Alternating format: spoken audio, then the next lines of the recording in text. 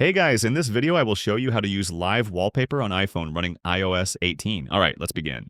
First, open the Settings app on your iPhone. Scroll down and tap on the Wallpaper option. Once inside, select Add New Wallpaper. At the top of the screen, choose the Live Photo option. Now tap on All to view your photo collection.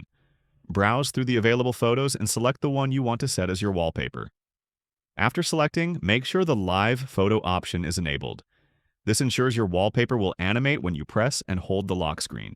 Next, go to the top right corner of the screen and tap Add. Confirm your choice by selecting Set as Wallpaper Pair. This applies the live wallpaper to both the lock screen and home screen. Finally, lock your device to check your new wallpaper. I cannot show you that, as recording is not allowed while screen is locked.